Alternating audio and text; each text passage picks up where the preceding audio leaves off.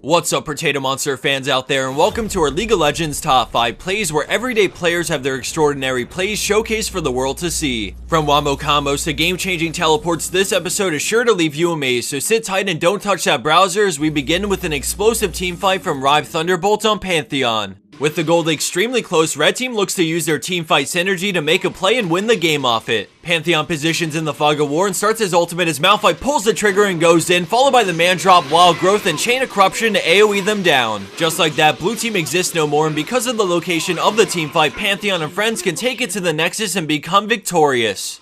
Let's dial back just a bit to rewatch that engage and the wombo combo that follows.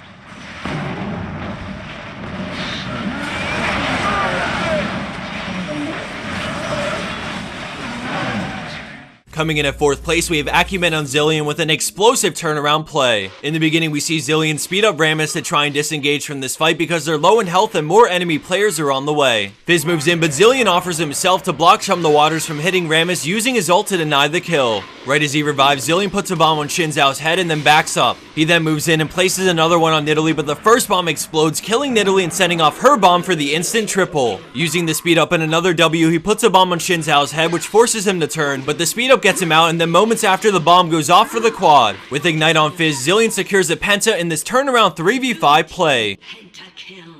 Running his way into our number 3 spot is LL Synchron LL on Udyr with a fantastic game-ending play. So this play is broken into 2 parts, and I sped up the first part so that we aren't here all day, but there are a few key things to take away from this. For starters, during this part of the play, Udyr is running the enemy team around the entire map to stall as much as possible. The second thing to note is that blue team is down a hefty chunk of change and also have a semi-exposed base, so they're definitely fighting an uphill battle. And finally, after chasing for so long, the enemy team decides to push down mid, but there's a large creep wave in the bottom lane, so they send Maokai to take care of it.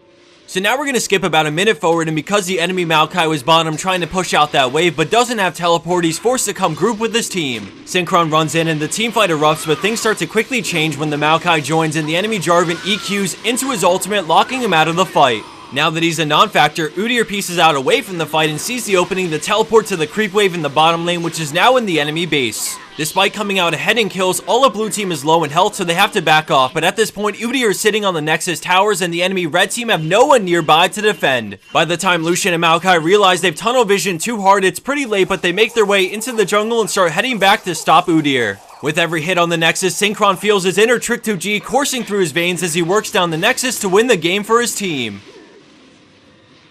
Moving into 2nd place, we have Ji Young on Thresh with a few clutch moves to win a skirmish in the bot lane. In the beginning, we see them beating on the tower, which forces a response, so the enemy Morgana walks up with the black shield and throws out her Q, but he barely dodges the binding and gets the hook. He decides to go for it, landing a double flame, trapping them in his box as Lucian goes for the kill on Vayne, but Elise is here for the counterplay. He walks out of tower range to drop aggro and escapes as Lucian kills Morgan, then takes the max range lantern to dodge the cocoon and be rescued to safety. As they continue retreating, we see the fed enemy Fizz has roamed from mid to cut them off, but Thresh says no and denies him with a flay. The fish continues chasing, but then Thresh turns with a Q, which buys time for backup to arrive. Fizz decides to E for the kill, but a quick juke avoids the damage, and then Syndra lands her stun as they quickly burst him down for Lucian's 3rd kill. And for our number 1 pro play for this week, we have Haxorus on the newest champion to enter Summoner's Rift, Azir. We start this play in the top lane as the enemy Vayne shreds through Warwick, but Azir has now arrived through River to fight with his team.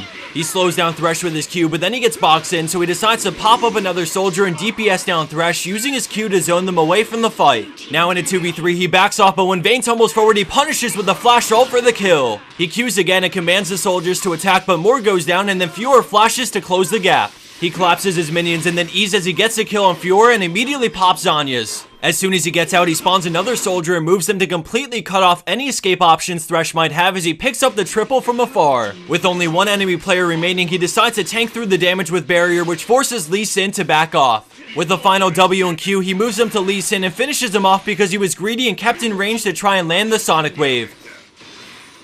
And for the bonus clip of the week, we have Killin with the number 4 on Janna with a great escape when facing absolute death. As this plays on, I wanted to give a shout out to Summoners Con for doing something great for our community. For those who don't know, Summoners Con is taking place on November 1st in LA, and they're bringing in special guests like Team Curse, Team Dignitas, Sky, and many more. Although we personally can't make it this year, I wanted to spotlight this because it's the first ever dedicated convention for League of Legends, and it's definitely going to be an amazing experience for any League fan. I absolutely love seeing stuff like this arise within our community because it brings so many passionate people together under one roof, and they're all there for the game we love, so I think it deserves everyone's support. I'll drop a link in the description box so you can check it out, and as a final announcement, our stream is live at the time of this video's release. We're giving away some awesome HyperX mouse pads in between games, so head over to twitch.tv/potatomonster right now and come join in on the fun. Thanks for watching, everyone. I hope you enjoyed, and I'll see you back here soon for our next League of Legends video.